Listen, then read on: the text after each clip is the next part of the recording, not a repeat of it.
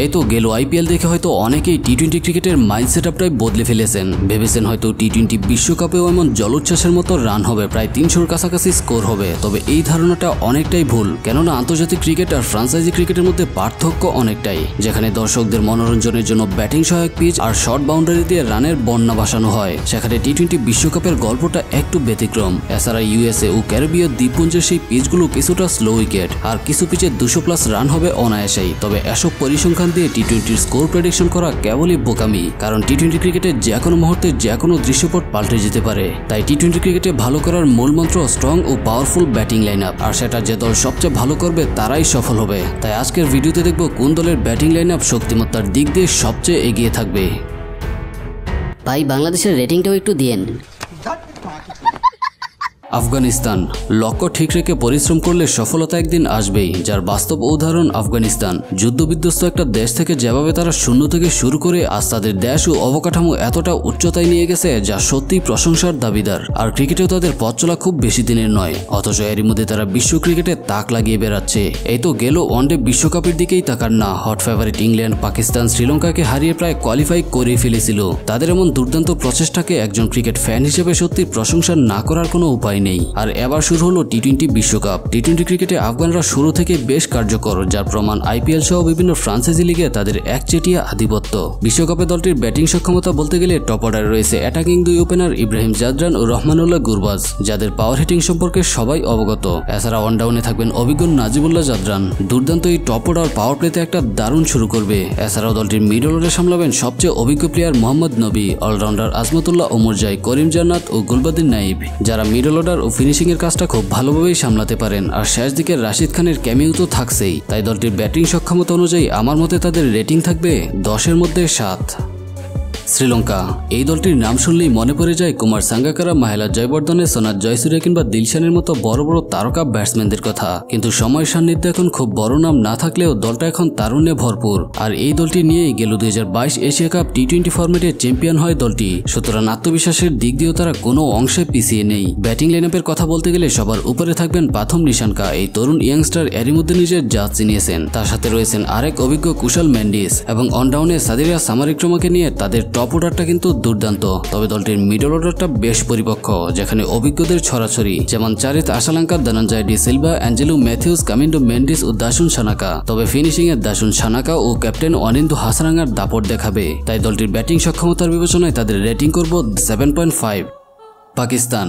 প্রতিটা বৈশ্বিক আসরেই এই দলটার উপর এক্সপেকটেশন থাকে অনেক বেশি, তবে মূল আসরে তাদের পারফরমেন্স বারংবার হতাশ করে তাদের ভক্ত সমর্থকদের। যদিও তারুণ্য ও অভিজ্ঞদের নিয়ে দারুণ এক দল সাজিয়েছে দলটি। স্পেশালি ব্যাটিং এর কথা বলতে গেলে ওপেনিং এ রয়েছে অধিনায়ক বাবর আজম ও রিজওয়ান জুটি। এই দুই কম্বিনেশন নিজেদের দিনে জ্বলে উঠলে প্রতিপক্ষ বোলারদের ব্যাক পেতে হবে। তার উপর রয়েছে অভিজ্ঞ ফাকর জামান, যার হার্ড হিটিং সম্পর্কে নতুন করে কিছু বলার নেই। অথবা থাকবেন তরুণ তুর্কি সাইম আইয়ুব। এছাড়া মিডলে থাকবেন পিএসএল মাতান উসমান খান, wicket keeper batsman Azam Khan, অভিজ্ঞ হিটার ইফতিকার আহমেদ, সাদাব খান ও ইমাদ ওয়াসিম। তাই পাকিস্তানের এই ব্যাটিং লাইন আপকে সাম্প্রতিক ফর্ম ও শক্তিমত্তার দিক বিবেচনায় তাদের রেটিং থাকবে 7.8। নিউজিল্যান্ড। ক্রিকেটের সবচেয়ে আনলাকি টিম। আইসিসির বড় টুর্নামেন্টগুলোতে শুরুতে দারুণ খেলেও শেষ দিকে করুণ ব্যর্থতা তাদের একটা নিয়মিত ঘটনা। তবে এবার তরুণ ও অভিজ্ঞদের নিয়ে দারুণ একটি ব্যাটিং ইউনিট সাজিয়েছে কিউইরা, যেখানে দলের ওপেনিং এ থাকবেন ফিন অ্যালেন ও ডেভন কার্নে, যারা পাওয়ার প্লেতে পুরোদমে তাণ্ডব চালাতে প্রস্তুত। এছাড়াও টপে থাকবেন তরুণ রাচিন রবীন্দ্রা। আর এদিকে মিডল অর্ডারে দারুণ ব্যালেন্স রয়েছে, যেখানে থাকবেন অধিনায়ক ও দলটির প্রধান শক্তি কেন উইলিয়ামসন, তরুণ Mark Chapman, Daryl Mitchell, Glenn Phillips, Michael ব্রেসওয়েলের মতো আতঙ্ক মানবরা, যারা যে কোনো মুহূর্তে ম্যাচের মোড় ঘুরিয়ে দিতে পারে। তাই দলটির বর্তমান ব্যাটিং সক্ষমতার বিবেচনায় তাদের রেটিং করব 10-এর মধ্যে 8.2। South Africa. বিশ্বসেরা ব্যাটসম্যান, বিশ্বসেরা বোলার, বিশ্বসেরা অলরাউন্ডার কিংবা বিশ্বসেরা ফিল্ডার থাকা সত্ত্বেও এই দলটি আজ পর্যন্ত একটা বিশ্বকাপ ট্রফি উঁচিয়ে ধরতে পারেনি। যেই দলটিতে খেলেছেন জ্যাক কেলিস, সবার প্রিয় হাসি মামলা গতি তারকা ড্যাল স্টেইন কিংবা সবার প্রিয় মিস্টার 360 খ্যাত এবি ডিভিলিয়ার্সরা, সব থেকেও মাত্র একটা ট্রফির আক্ষেপ এই দলটির। তবে এই প্রজন্মের আধুনিক ক্রিকেটের বেশ কিছু ভয়ঙ্কর নাম রয়েছে এই দলটিতে, যারা এরই মধ্যে টি-20 ক্রিকেটে বেশ পরীক্ষিত। তাই দলটির ব্যাটিং শক্তিমত্তার দিক বলতে গেলে টপ অর্ডারে থাকবেন অভিজ্ঞ ওপেনার কুইন কুইন্টন ডিকক ও অধিনায়ক এডেন মার্করাম ও রেজা হেনরিক্স, যারা টপ অর্ডারে রীতিমতো তাণ্ডব চালাবেন। তবে দলটির মিডল অর্ডারটা আরো ভয়ঙ্কর, যেখানে থাকবেন সময়ের সেরা আক্রমণাত্মক ব্যাটসম্যান হেনরিক ক্লাসেন ও ভয়ঙ্কর ডেভিড মিলার ও তরুণ ট্রিস্টান ট্রাভস ও মার্কো জেনসনের মতো ব্যাটসম্যানরা। সুতরাং বুঝতেই পারছেন এদের মধ্যে দুই একজন জ্বলে উঠতে পারলে স্কোরবোর্ডের কি অবস্থা হবে। তাই দলটির ব্যাটিং সক্ষমতার বিবেচনায় তাদের রেটিং থাকবে 8.5।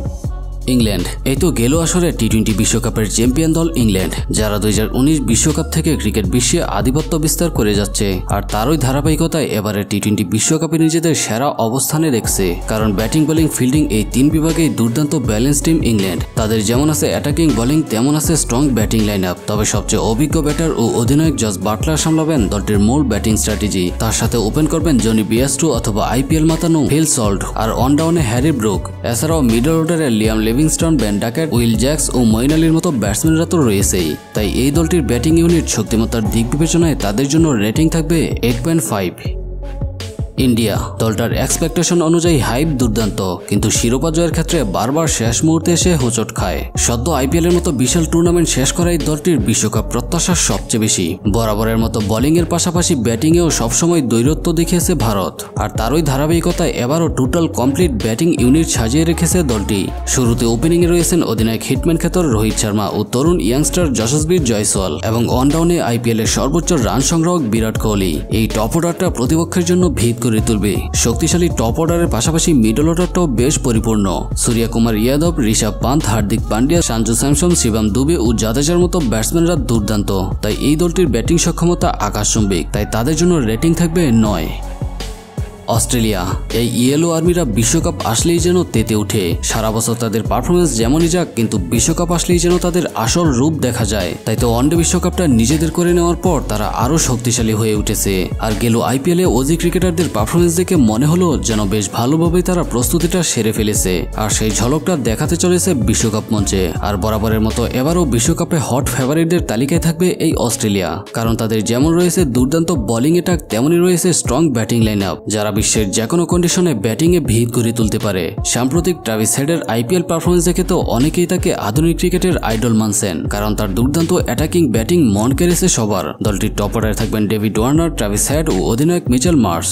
এছাড়া দলটির মিডল অর্ডারে রয়েছেন ভয়ঙ্কর Glenn Maxwell, Cameron Green, Tim David, Matthew Wade ও জশ ইংলিশের মতো পাওয়ারফুল ব্যাটসম্যান, যারা টপ অর্ডার থেকে লোয়ার অর্ডারে তাণ্ডব চালাতে পারদর্শী। তাই দলটির ব্যাটিং ইউনিট, অভিজ্ঞতা ও সক্ষমতার বিচারে তাদের রেটিং করব 9.2।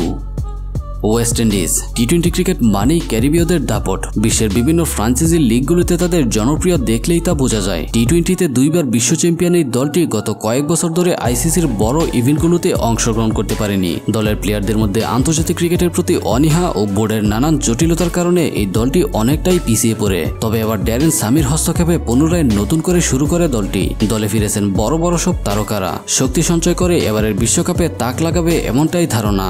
আর এই দলের ভয়ঙ্কর ব্যাটিং লাইনআপের দিকে তাকালে টি-20 ক্রিকেটের আসল আমেজটা ভেসে ওঠে। টপ অর্ডারে থাকবেন শাই হোপ, জনসন চার্লস ও শ্যামরান হেটমায়াররা, যারা পাওয়ার প্লেতেই আতঙ্ক ছড়াবে। আর মিডলে থাকবেন ব্র্যান্ডন কিং, অধিনায়ক Rovman Powell, Nicholas Pooran, Andre Russell ও রাদারফোর্ডরা, যারা টপ অর্ডার থেকে ট্যালেন্ডারের সবাই যেন এক একটা আগুন। এই তো গেল বিশ্বকাপের প্রস্তুতি ম্যাচে অজিদের বিপক্ষে 257 রানের স্কোরটা ছিল জাস্ট ট্রেলার মাত্র। তাই দলটির ব্যাটিং ইউনিটে অভিজ্ঞতা ও সক্ষমতার বিচারে আমার পক্ষ থেকে তাদের রেটিং করব 9.5। তবে এখানে কাইল মায়ার্স ও সুনীল নারিনরা থাকলে আরও ব্যালেন্স টিম হতো, কারণ ব্যাটিংয়ে পরিপূর্ণ থাকলেও বোলিংয়ে বেশ ভোগান্তিতে পড়তে হবে দলটিকে। বাংলাদেশ 2014 থেকে 2019 পর্যন্ত অধিনায়ক মাশরাফির অধীনে বাংলাদেশ ক্রিকেট একটা সোনালী সময় পার করেছিল। ভক্তদের আবেগের সবটা জুড়ে ছিল এই ক্রিকেট। মাশরাফি, সাকিব, তামিম, মুশফিক, রিয়াদের মতো পঞ্চপাণ্ডবদের নিয়ে ভক্তদের প্রত্যাশাও ছিল দারুণ।